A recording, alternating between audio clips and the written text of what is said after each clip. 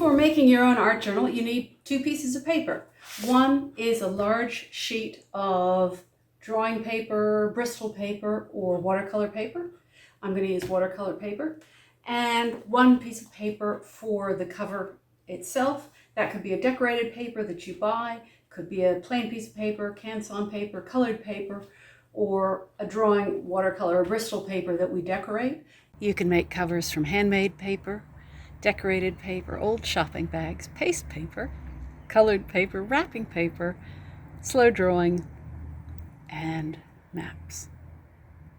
So, two pieces of paper to begin, one large sheet and one inside paper. The large sheet that I have here is roughly 20 inches by 28 inches, and that is 50 centimeters by 70 centimeters in metric.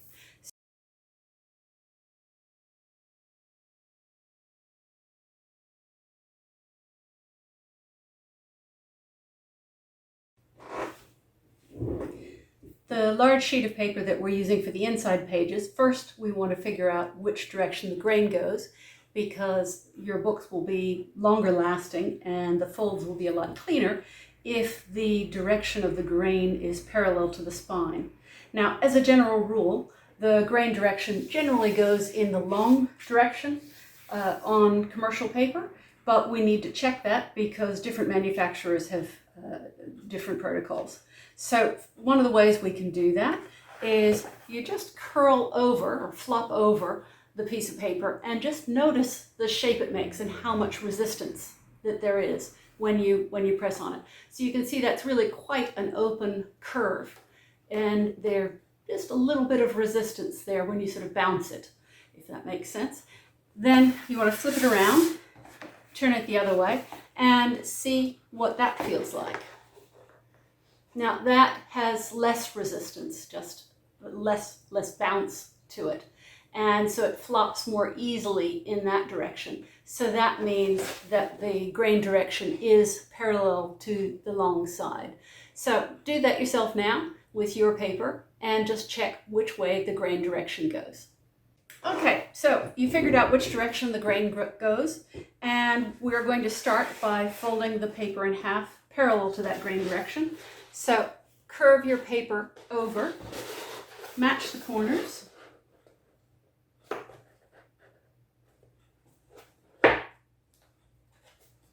and then hold the paper in the middle with one hand, in the middle of the length of it, and then with the other hand, take a fingertip, run it from the two open edges over to the fold, and crease the fold there, and then go up and down to crease in two different directions. Then I want you to go over that to have a really clean crease with what's called a bone folder. It's a very simple looking tool, but very, very useful. And that gives you a really nice crease. Now, if you don't have a bone folder, you can also use a teaspoon that's got rounded edges on it. You'll use this end for scoring, and you can use the bowl of the spoon. You can see, use the bowl of the spoon for creasing your papers. So over time, it is really useful to have a bone folder, but you don't need one. Then we're going to take one of those upper edges, curve the paper back towards you, back towards that fold, line up the edges of the paper, and then as before, hold that, run a fingertip over to the center of the crease of where it's curved over, run your finger up and down to crease it, use your bone folder or the bowl of the spoon, run over that to crease the paper. Okay, now the paper from the end is that shape, you can see that. So you want to flip it over, and then again take this top edge of paper, curve it over,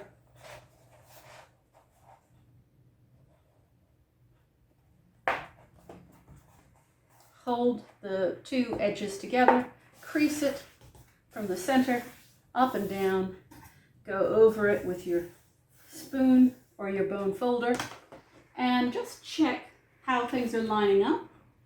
You may need to just adjust slightly. I will here. You can always sort of reline up the corners and just recheck. Now those line up really nicely at the edges, because if you start with your folds lining up, it does help the whole book work better. So just take your time over the folds. That is a new skill to learn how to crease accurately, and it gets easier and easier as you go. Okay, unfold everything and just fold those the opposite direction so that it will lay flat. That will just make the next step easier. And you notice that the whole thing is a W shape at this point, so you want it nice and flat. And then we're going to fold it the other direction. So we folded it long ways, parallel to the grain. We're going to fold it over and again match the corners. Hold it. Now here we're working against the grains, so what I'm going to do is just crease it. I've run my fingertip over there and creased it, but I'm actually going to score that fold so that it's going to fold a lot cleaner than it would otherwise. Okay, we do want this folded right in the middle, so you can measure it or you can just fold it over and match the edges. So I'm going to do both just to show you what the process is. So if you want to measure that, make a little pencil mark, put your ruler out of the way, and then you can take a triangle or set square, line it up with your mark, hold that down, and make a line for you to follow. You can also just crease it in half and then see your crease mark and work with there. Some people want to work with rulers and measurement, and some people are more comfortable working visually. So then you line up your ruler with your line and hold your bone folder edge on, and you're scoring that line. I'm going to go over it a few times quite heavily. You're pressing down very heavily. I think you can hear that. And if you're using the spoon as your bone folder, you're going to use this edge. And do make sure that the spoon you have has a rounded edge, because you don't want to cut through the paper. So then you're running along there like that. Okay. So put the ruler out of the way. Okay, so now you've got that. And again, we'll curve that over, we'll match your corners, go to the middle, and now you've got a nice creased fold there. Okay, so now we've divided the paper into 8, and we want to do 2 more folds here and here. So again, it's going to end up as a W shape to make each page. So our pages are going to be this size. Okay, so again, you can measure in half. Okay.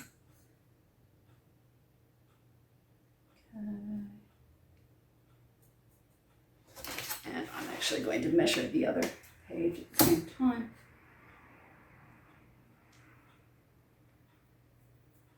Make your pencil mark.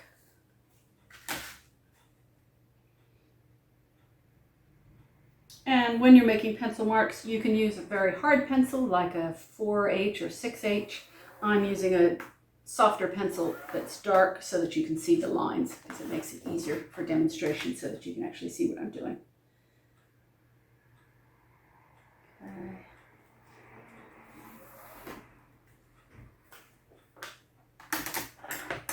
Okay, so again, I'm going to score these lines. And it's important to score the lines that are going across the grain, because they will fold a lot more cleanly than they would otherwise. Okay, So we've got that. And we'll just check that that lines up where we want it to. Just a little bit of leeway to get this accurate.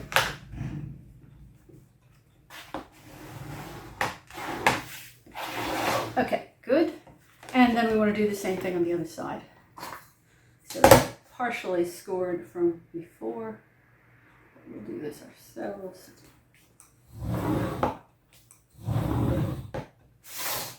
Okay.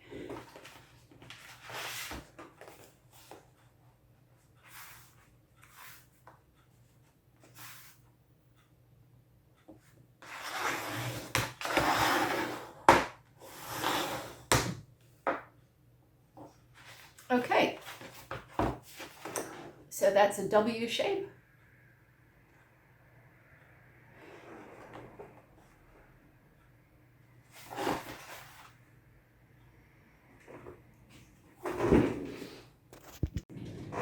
Okay, now all the folds are done. We've got our piece of paper and it's folded into a W shape in both directions. We've got all the folds done that we need.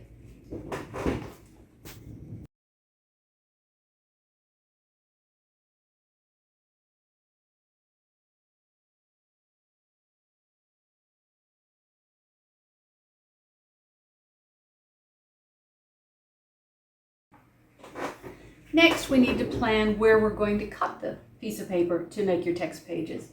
So I've just been drawing lines to show you where you'll be cutting. And for each of them, you're going to be cutting between 1, 2, 3 panels and then stopping before the final panel. So here you're cutting up 3 panels to here, and then from this edge you're cutting across 3 panels to here. Then from this edge you're cutting across these 3 panels to here. So in each case you're leaving 1 panel uncut. And the way to check if you've got it correct is you're going to be folding in an S pattern. So you're going to be folding around like this. So you want to see that there's one continuous shape where there's no lines across. You don't need to draw these lines, but it can just help to be clear before you begin your cutting. Okay, so make sure you've got a craft knife or an X-Acto, some sort of knife with a sharp blade. Having a sharp blade means you'll cut a lot more cleanly than if you've got a used blade that's not as sharp an edge. Okay, and so you want to line up the metal ruler and then hold the knife low in your hand, and you should be able to make that in one cut. And I cut just a tiny bit past that fold. Okay.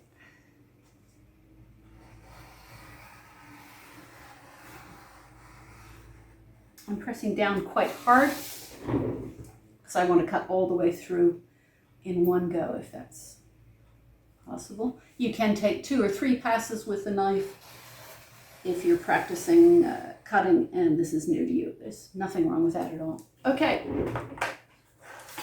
so all our cutting is done and you can see what this looks like. We've got 2 end sort of panels like that, and then it's cut up the middle. So we're into 4 strip meander book, and this is going to be our finished page size. Okay, so we'll start at one end and we're going to be folding, folding, folding, folding all the way to get to the end. So I'll show you how to do that. So you're folding up, you're folding down, folding up, folding down, folding up, folding down, folding up. Here you have to fold differently. You never fold across what you've got. And then up, down, up, down, up, down, up. And there is your completed text pages. So I'll just do that again so that you can see that again, because it can be a little confusing at the beginning.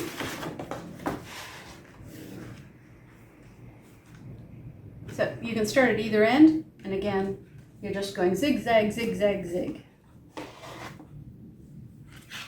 You don't fold that way because there would be an extra thickness there getting in the way. So it's always page directly to page. Up, down, up, under.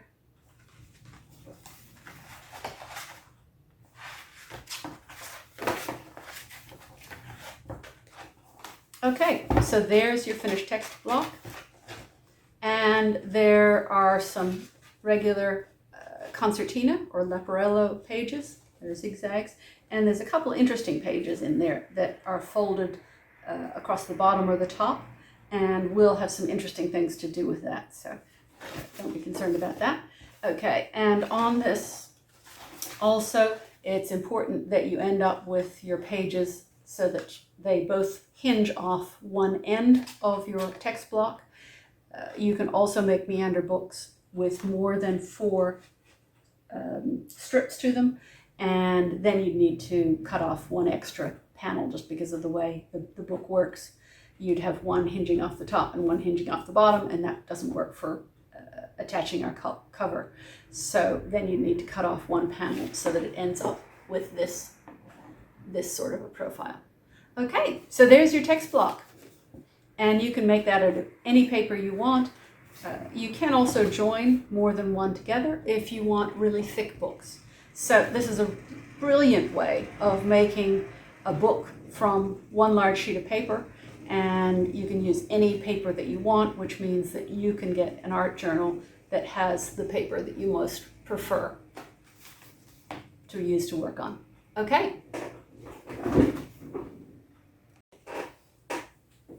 Okay, we're going to make a cover out of the red piece of paper for your text block, and just to show you what the process is like with quite a heavy piece of paper.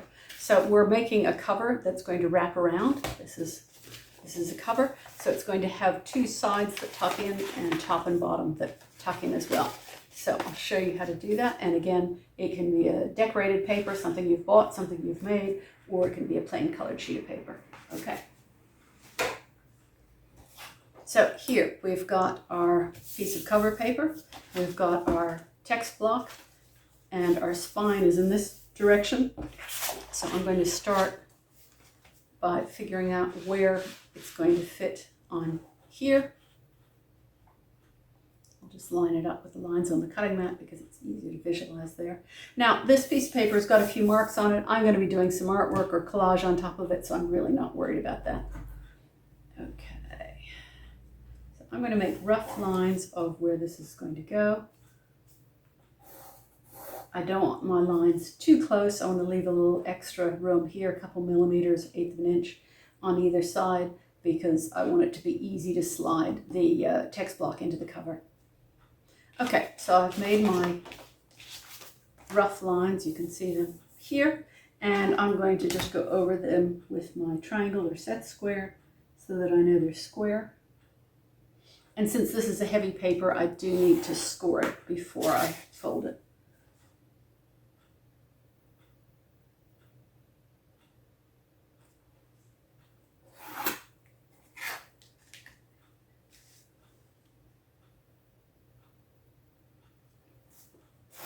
I'll just continue those lines. And if you're comfortable doing this by eye, you can also just do this by eye. That's okay too. Okay, so I'm going to line up my ruler with this line. Going to hold the bone folder and score that. And basically when you are scoring something, you're pressing all the fibers of the paper closer together. That makes it easier to make a clean crease.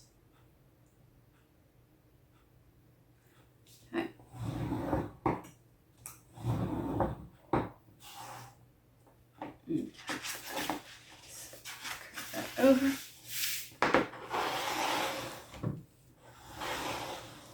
And it's best to use the bone folder at an angle.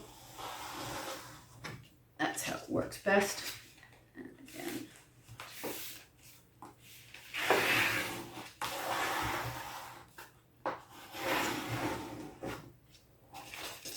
Okay, so we'll just check this. It's always good to check along the way. So here's your text block. this is the direction of the grain and the direction of the spine. And just looking at that, the height of what it's folded down to is just a little bit bigger than the height of the book, so that's perfect. And this is going to be wrapping around the book. And to start off with, I'm going to, let's see, I want to see roughly how wide that is. So it needs to be about there. Okay, so I'm going to take my set square and I'm going to make a score just around there.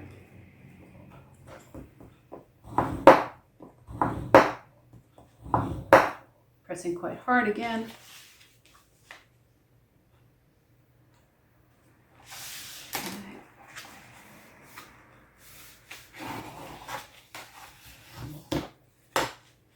Now, I'm not exactly sure where to make this other crease because it's got to wrap around the covers and have the width of the spine in there as well. So I'm going to tuck this in so it's nice and snug in there.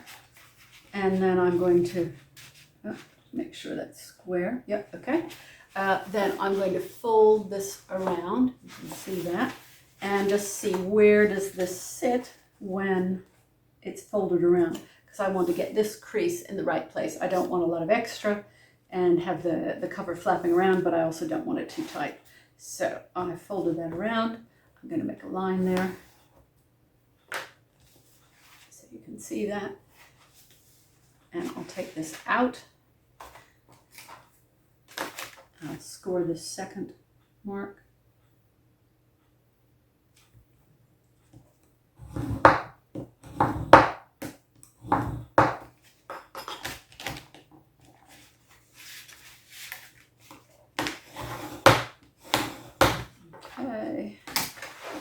Now I can also just sort of check where the scores are going to be for the spine, and I can make a little mark.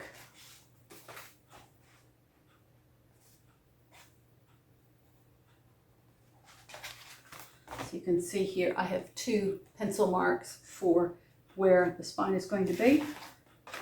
And this is only needed when you've got a really heavy paper that's just not going to fold cleanly unless it's scored. So then it really is a good idea to score it first, and you put a nice clean crease on the spine of the book.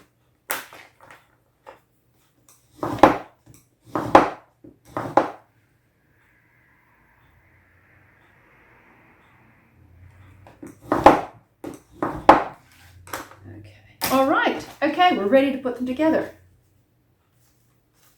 So again, take your text block, fold the pages, front and back pages out, put them down so they're a bit like wings, and then we're going to stick one into this tab and one into that tab.